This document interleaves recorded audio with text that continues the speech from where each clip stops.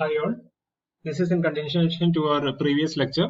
In the earlier case, we have seen the KCL and KVL and the importance of the sign conventions while taking the algebraic sum.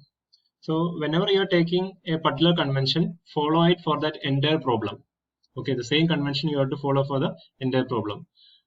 So here you can say that you are having an EMF E with a negative terminal over here and a positive terminal over here. And if I'm moving from point A to B, it is a rise in potential, and so it is plus E. And here in this case, E is reversed. So plus over here and minus over here. And I am moving from left to right. So it is a fall in potential, so it is minus E. Next is the case of current. So I am having the resistance R, which is connected across the terminals A and B.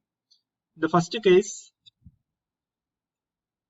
I have taken the current direction from left to right, and also I am moving from left to right. So motion is also from left to right, and the current is also in the same direction.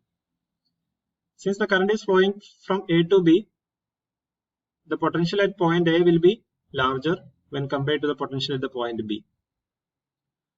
So from A to B, it is a drop in potential or a fall in voltage. So you have to take it as a negative IR. But in the second case, I have reversed the direction of current, but I am moving only from left to right. So since the current direction is reversed, that is the current is moving from point B to point A. So B will be at a higher potential when compared to the point A. But I am moving from left to right. So I am moving from a lower potential to a higher potential, and therefore it is a rise in voltage, and therefore I have taken it as positive.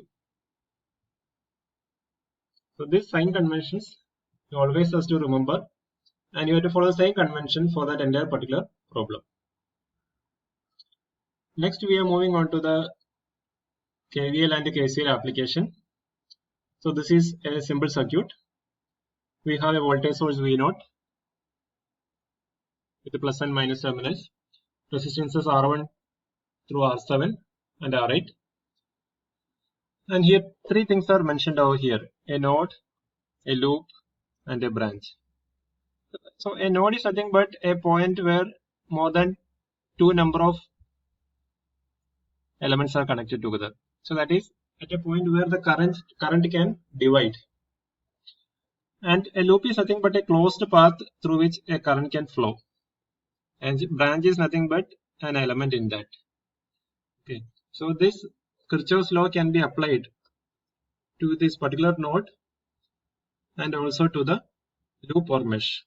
So when we are applying at the node, we are assuming three currents. Just imagine all the currents I1, I2 and I3 are coming into that particular junction. That means I1 plus I2 plus I3 equal to 0, because we have taken a convention that all the entering currents has to be taken as positive. But just imagine that all these currents are leaving out. That is I1, I2 and I3 all are leaving out. That means all currents has to be taken as negative. So minus I1, minus I2, minus I3 is equal to 0. Conventionally, both equations are the same. Next is when we are applying the Kirchhoff's voltage law. So here I have just marked the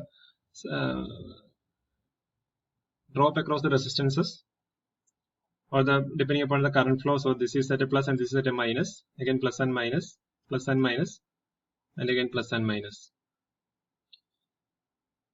Now we can move in a loop in both the directions, clockwise or anti-clockwise direction. So just imagine that I am moving in the counterclockwise direction, say from the point over here. So from here to here it is a rise in potential, so it is plus V5. Here again it is a rise in potential, it is plus V6. Again from here to here it is again rise in potential, it is V7.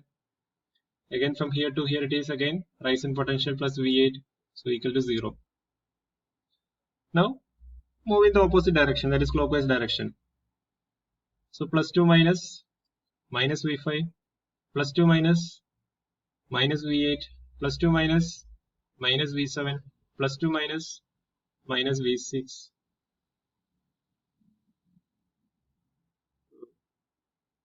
This is minus V6. It is mentioned wrong. So minus V6 equal to 0. So effectively, Both these equations are the same.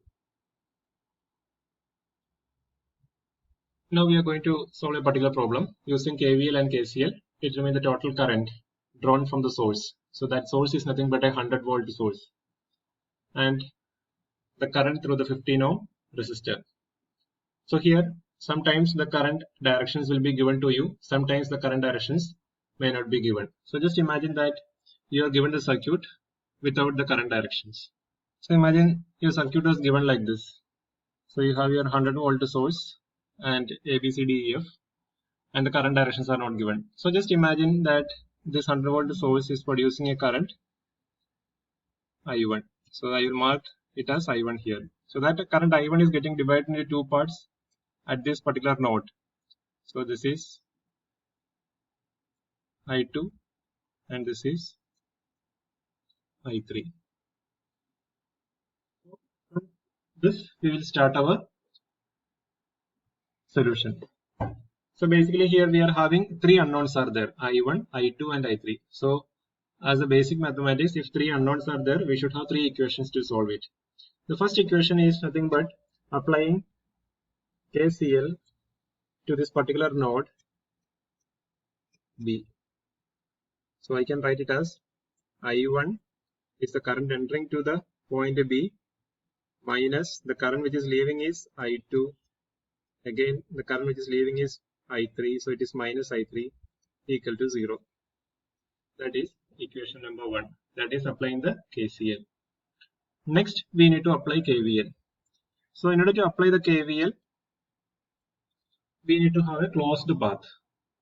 So there are two closed paths are there. One is A, B, E, D, A, and the other one is B, C, F, E, B. Okay. Now, first I will write the KVL for A, B, E, D, A.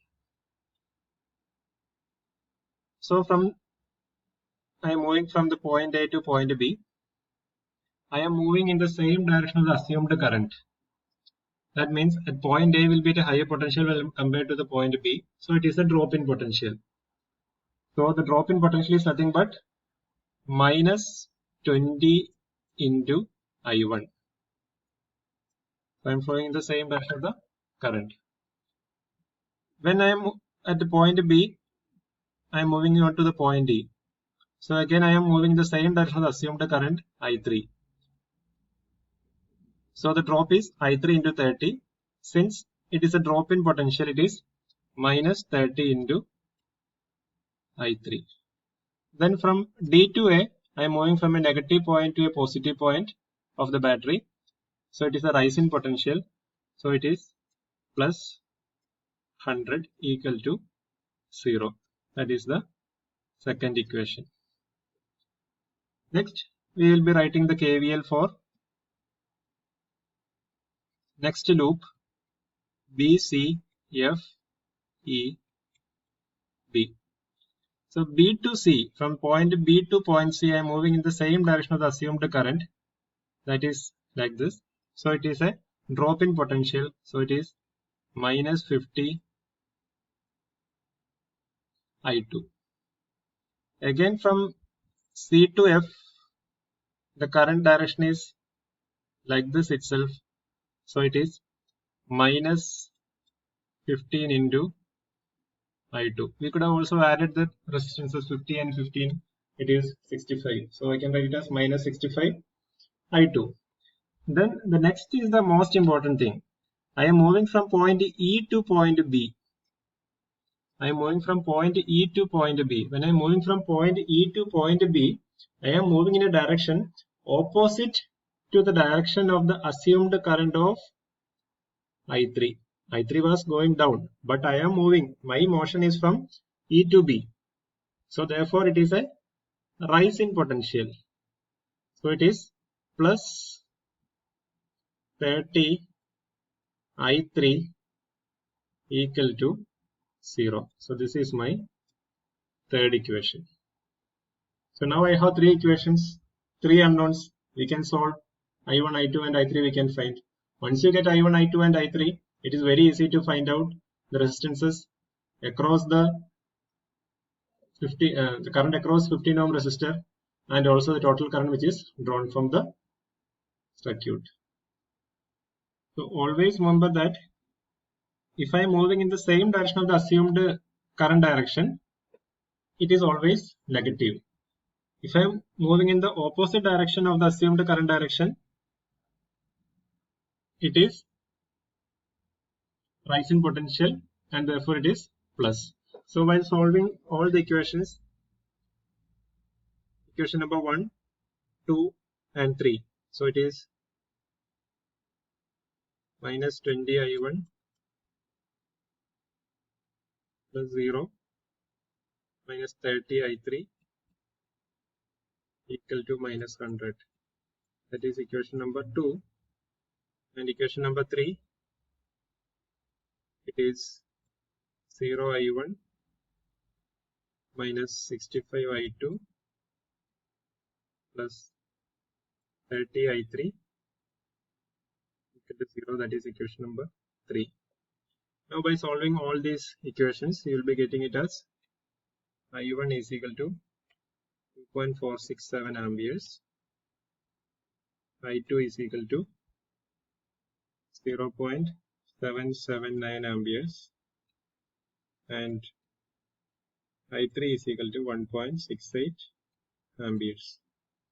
Now our question was to find out the total current supplied from the source. That is nothing but 2.46 amperes. And the current through the 15 ohm resistance. So current in the 15 ohm resistance is nothing but the current I2. So that is nothing but 0.7779 amperes. This is how you solve the KCL and KVL equation.